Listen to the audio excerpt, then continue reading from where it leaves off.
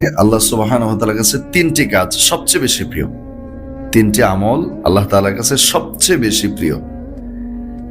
হযরত আব্দুল্লাহ ইবনে মাসউদ রাদিয়াল্লাহু তাআলা আনহু থেকে বর্ণিত, তিনি বলছেন, একদিন আমি রাসূল আকরাম সাল্লাল্লাহু আলাইহি সাল্লামকে জিজ্ঞেস করলাম, আইয়ুল আমালি আহাব্বু ইলাল্লাহি তাআলা, ইয়া রাসূলুল্লাহ সাল্লাল্লাহু আলাইহি সাল্লাম, আল্লাহ তাআলার কাছে কোন আমল সবচেয়ে বেশি প্রিয়?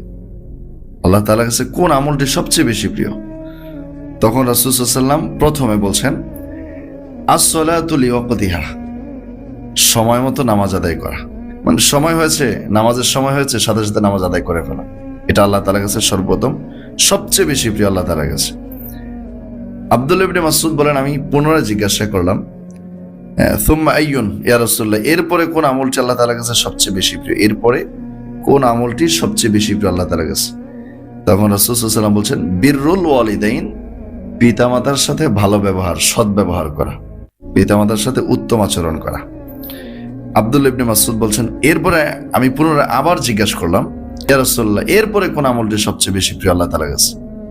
রাসূল সাল্লাল্লাহু আলাইহি ওয়াসাল্লাম বলছেন, আল জিহাদু ফি সাবিলিল্লাহ, আল্লাহ তাআলার রাস্তায় জিহাদ করা।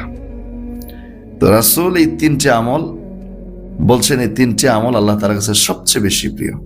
এর ভিতর প্রথম নাম্বার নামাজ, দ্বিতীয় নাম্বার পিতামাতার সাথে সদ্ব্যবহার করা, তৃতীয় নাম্বার হলো আল্লাহর রাস্তায় জিহাদ করা। জিহাদ ফি সাবিলিল্লাহ, ওটা আমাদের সুযোগ হলে আমরা অবশ্যই জিহাদের শরীক হওয়ার সে আকাঙ্ক্ষা থাকতে হবে, আমরা শরীক হব, সেই ইমান নিয়ে আমাদের সেই ইমানে আকাঙ্ক্ষা থাকতে হবে।